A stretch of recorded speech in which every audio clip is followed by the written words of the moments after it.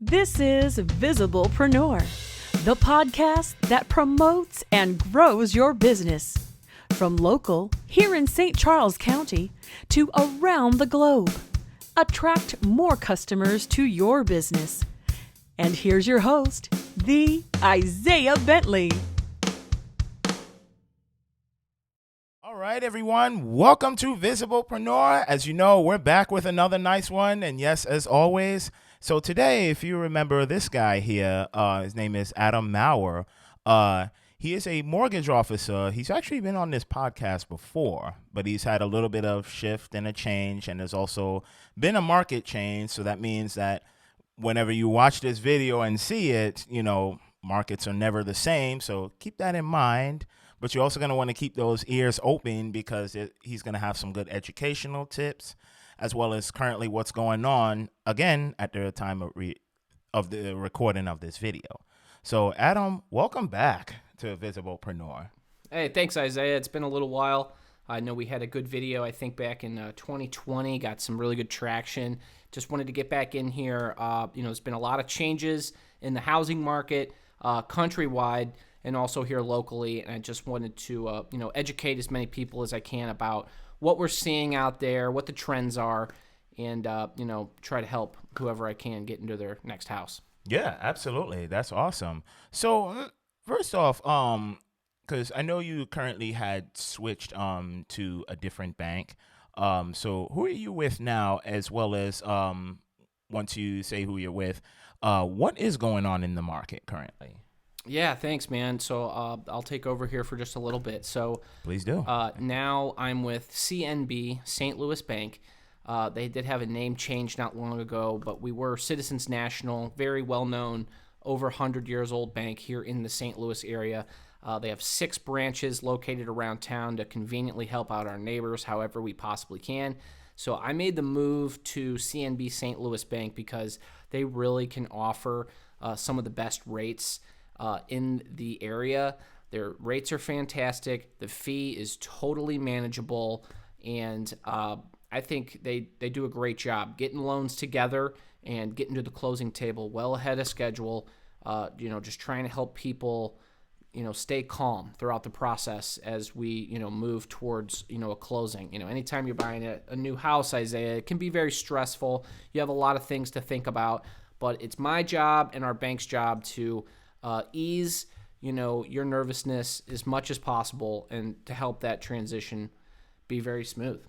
Yeah, absolutely. And because one of the things that I've noticed too is that, and I'm sure, well, first off, there's definitely a lot of first-time house buyers within this current market right now. And for them just, coming in and they don't know what they qualify for. So what are the typical steps that first-time home buyer would have to go through? Yeah, that's a fantastic question, and it's really one I get very frequently. To be honest with you, right before I came here to meet you, Isaiah, I did this exact thing with a young woman who's looking to buy a house in Kentucky. So we can do all 50 states in the country, but basically how it works is I like to have a 10 to 20 minute introduction call. I'm going to get to know you a little bit. I'm going to get some of your likes, dislikes. I want to gauge, the person's knowledge that they have already. Have they already spoken to some other people? Have they already talked to their mom or dad that's done this a few times, bought a house, and walked through it? So, the steps for me are very simple. I'd like to get on the phone with someone for 10 or 15 minutes. I want to write down a bunch of information. I generally ask questions like, where are you working right now? How long have you been at that job? What are you making per month or annually? And then, do you have some down payment money ready to go when it's time to come and buy this house? And then, we talk a little more about, your credit score. Where is it sitting? Why is it sitting there? And what liabilities do you have out there, like credit cards, auto loans, student loans? Those are all things that I need to know about so that I can properly guide you to your next home. Yeah, because especially calculating their debt, because that's going to determine heavily of if they're going to qualify to get that loan or not. Absolutely. So there's a variety of factors that go into your debt to income ratio. We have to know how much you make, and we have to know all the money that's going out each month. What does your cash flow look like? So I'll do a cash flow analysis with anyone, especially first-time home buyer, what's coming in and what's going out. So on top of what your bills already are, what kind of mortgage payment can you afford each month that's not going to push you outside of your level of comfortability? It's very important to find a payment that works for you for a long period of time. These are fixed rates. They're for 30 years. Can you do this for a long period of time? Absolutely. I love that. And also, too, is that with the current going market, because there's been lots of overbid for housing, which has drove the real estate market up. So how is it that someone would be able to win a deal in this crazy market right now? Yeah, that's a great question, Isaiah. So, like he mentioned, what you're going to find out there is there's a lot of competition for each home that comes onto the market.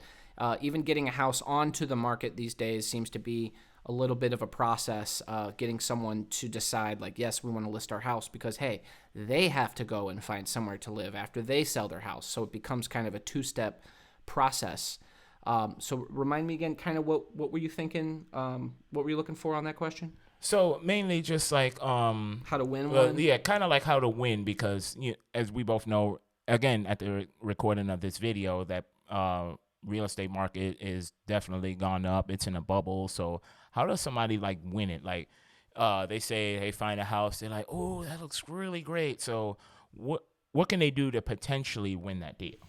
Right. It's never a guarantee when you're out there, shopping, but some ways that I would recommend in order to really, show a seller that you're serious is, come pre-approved, very pre-approved, meaning, you're putting maybe more than 10 or 20% down. The more money you put down, the better of a borrower you look like and a better home buyer that you look like to the listing agent and the sellers themselves. So, having a little bit more of a down payment is a big one. If you can waive inspections on the home, that is something you can do.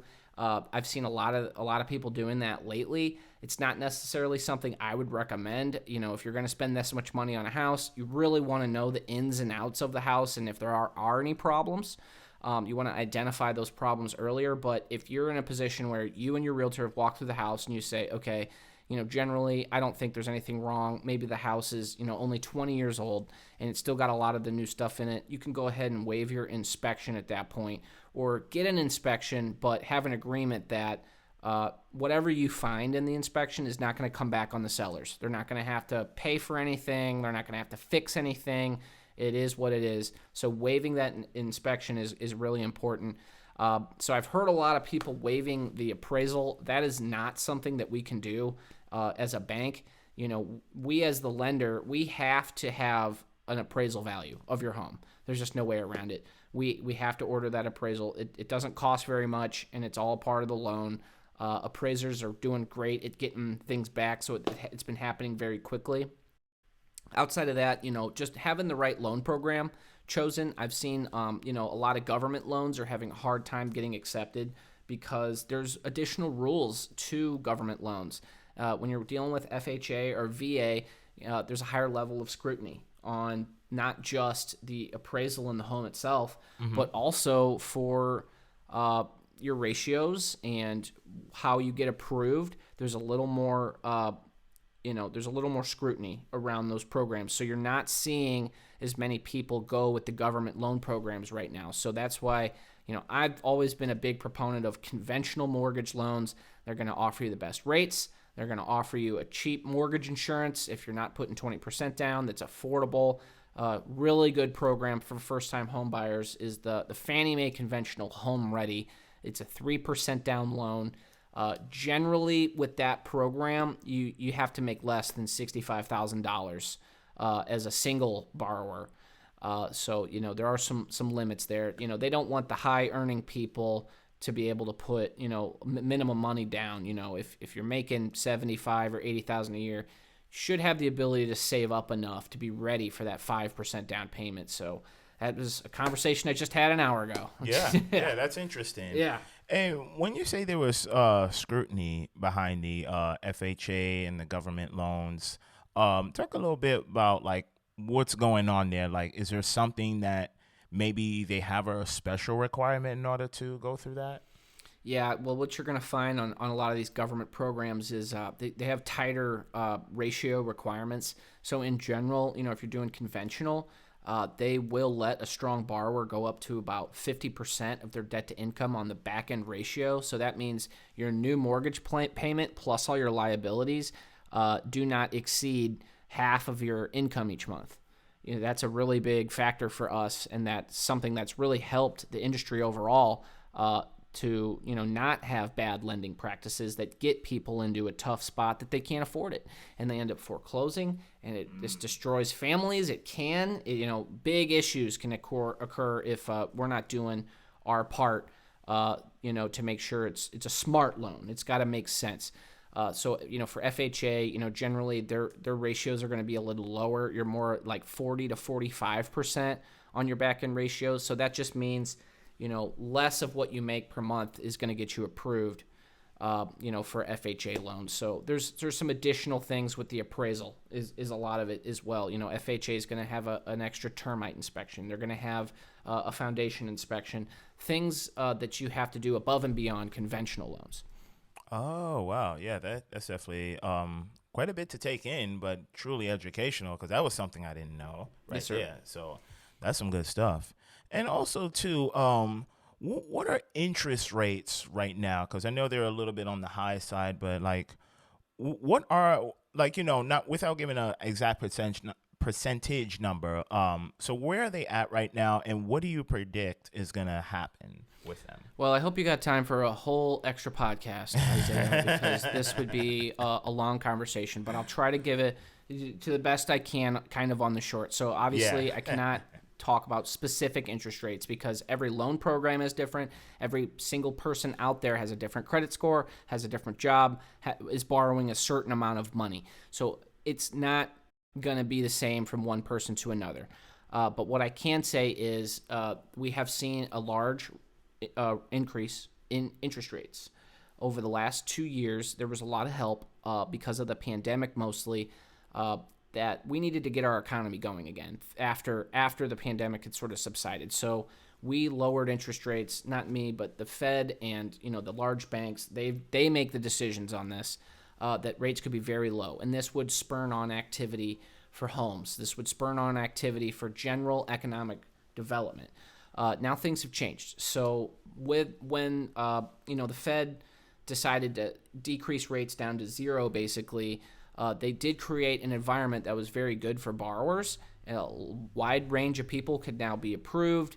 It was really great for us. But after a certain period of time, you have to come off of those super historic low rates. They're unsustainably low as far as over economic growth. So I think once the Fed saw that our economy started coming back around, they started seeing things getting better. The unemployment numbers went way down. It was a healthy unemployment number. They said, all right, we got to change some things. These rates are way too low. So as you'll see over the last, since about December, January of 2022, rates have started to go up. And that's a way to combat inflation, Isaiah. I mean, you got to have a way to fight these super high prices. And one of the best ways to do that is to stop buying mortgage-backed securities. That's what the Fed does, is they buy those to keep, rates down. They stop doing that or cut it in half, and that has made rates go up. So we're in a higher rate environment right now. If you are looking at conventional loans on a 30-year loan, we're anywhere between 5 to 5.5, kind of depending on where you're at. Now, you might balk at that, and I would say, I get it. Most people have been getting 2 to 3% interest rates for several years now.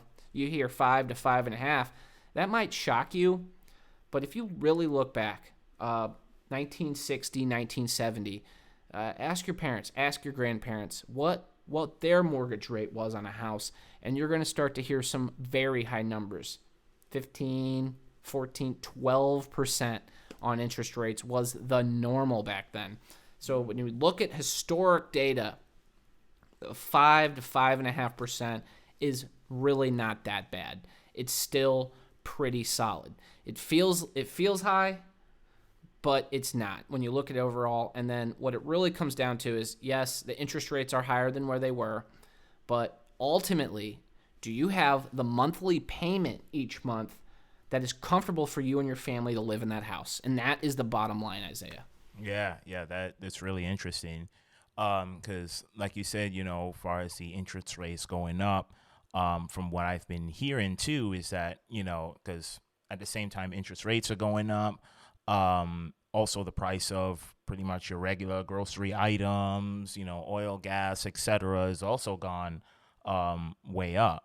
Because kind of like what I suspect is that they're being forced to fight the inflation that we're currently going through. And so eventually, that'll taper off. Who knows when it'll be, but, it could be sometime in the future. Yeah, looking forward, nobody's got a crystal ball, Isaiah. Right, you right. can't ever tell. But, as a mortgage gentleman, looking forward, it's probably going to get higher and it's probably going to get worse in the short term. But that will have an overall effect on the housing market. When you start seeing interest rates at 5.5 plus, and we're starting to reach like 6% in a hypothetical world, June, July of 2022, come this summer, we see higher interest rates.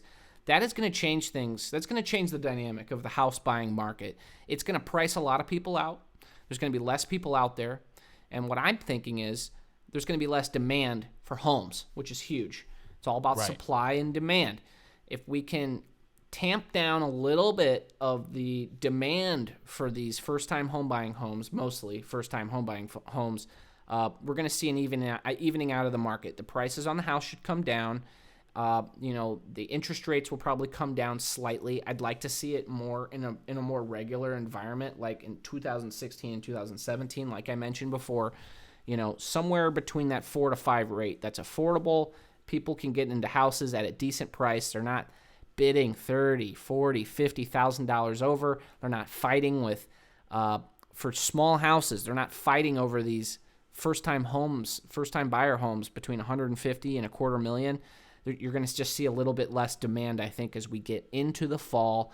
I'm really hoping that we can, personally, I can weather this storm through the summer, through the tough times, so that we can get to the end of it and we can have a more normal market where people are competing in a more amicable sense, because right now people are writing love letters. They're saying, I'll fly out to Napa Valley if you let me buy this house. We're going on a ski trip to, they're doing whatever it takes right now to buy a house, and who can blame them? Yeah, it's literally nuts right now. It is. And like you said, come the summertime, we'll see what happens, as well as maybe next year, because, again, we can't predict the future. All we can do is just take a guess at it and then see what happens, because this is just nuts. No one could have predicted this. Like, really, no one could have predicted a high market as we're going through now. And I'm sure in your world, you're seeing, like, tons of it. Like, you're getting, like, okay, maybe somebody can qualify for A loan, B loan, or they just cannot qualify at all. And it's probably better for them to just rent right now versus to buy. Not discouraging anyone from buying a house, but it's just, it's kind of is what it is. Like, if they can do it. Right. Every person's different. Everybody's financial situation is different. It might be a time to say, let me lay low for a year. I'm going to continue to rent. I'm going to save as much money as I possibly can over the next year. I'm going to work on my credit scores, and we'll try again. But I'll tell you what, there's issues with waiting as well. Although the interest rates might change and come and go, overall, we're not seeing any evidence of a bubble. We're not seeing any evidence of a crash. This isn't 2007, 2008. It's just not that time, because lending was so loose at that time, Isaiah, that anybody could get a loan. You could be working at McDonald's flipping cheeseburgers and you say you want a $500,000 house, no problem. That is not something that we can do anymore. It's completely unhealthy to do that for an economy, for a bank, for anybody. It's called speculative mortgaging. We just don't do that anymore. Underwriting rules have tightened up to a point where you really need to fit into some boxes before you can get approved. And I think that overall helps the health of the industry and it's going to keep us all in our jobs and allow us to do what we do best, and that's advising at a high level. Yeah, absolutely. I love that. Gosh, if I was smarter enough back then, I probably could have maybe bought a house before the 2008 crash or something. No, I'm just kidding. Yeah, no, that would have been, you could have made some serious money then. Yeah, absolutely. So, one of the things I gotta say too is that I know it's been a little bit, but you've recently had your second child now. So how's that been family wise now? Now that you have two little ones running around. Switching gears into family life, it has been a bit of a change. Obviously a large change. I have an older one who's 7 now. She's, more or less self-sufficient at this point, can kind of get her own water, pour a bowl of cereal if she's hungry, so she has been easier and easier. Now I can just more enjoy my time with her than ever. She's super bright and easy to talk to. This is really my time to shine. With my oldest, I think, I have a brand new little boy. He's 4 months old. Yeah, he's very young. So, we don't get as much sleep as we used to. These guys, these infants, they don't have a time. They don't have a bedtime. It's when they're up, you're up. So, I've been fortunate enough that my current role is flexible enough for me to be with my family when I need to be. I have a laptop, I can take it to my house. I can work from the branch down the street from me, or I can go to headquarters in Maplewood. Having the ability to be flexible in today's environment is absolutely critical, especially as a young parent. It's a lot. It's a lot for me and my wife, and we try our best to make it work every day, but there's no lying to you, man. It is absolutely challenging. So I try to keep my smile on and stay as positive as I can. There are hard days, there are bad days, but you get through them, and with high levels of communication with your partner, you can make it through. Yeah, I truly love that. And definitely I wish you luck on your adventure. But of course, last thing that I always ask everyone is that now that you've switched banks now, where can they go to find you? Absolutely. I appreciate it. So there's lots of ways to get in touch with me, lots of ways to find me. I think a really easy way is to type Adam Maurer, that's Maurer, and then you can type in mortgage lending or CNB St. Louis Bank. My page comes up first. You can click on our website, my homepage, and there you can find all my contact information. And you can also fill out an application right there and then if you're ready to go. Just let them know that I'm the one that, you're wanting to talk with. Online application is very simple. Takes about 10 or 15 minutes. It's a basic application for me to just start the conversation. So you can always call me on my cell phone, 314-852-8202. I keep my phone glued on me. I'm available nights, weekends. It's never far. And then, of course, you can send me an email at amaurer@cnbstl.com, and I'll get your message, and I'll get back to you as soon as I can. All right, awesome. Thanks for that info, and can't wait to see your adventures, and can't wait to see what's going to happen with this market as we go along in the future. Yeah, I'm really excited to see where this goes, and I can't wait to be back on your show maybe in another year or so. Yeah, absolutely, and then we'll talk more of what's going on then and what has changed. Appreciate the time, man. Absolutely. And, of course, for you viewers out there, don't forget that we're on Facebook, we're on YouTube, and then, of course, the audio only, we're on Anchor, which goes out to multiple platforms. So you have the Apple Podcasts, Google Cast has theirs, Spotify, there's a few others that I'm drawing a blank on, but that's okay. You just Google up Visiblepreneur, and you'll find us. And with that being said, take care, and, of course, we'll see you on the next one.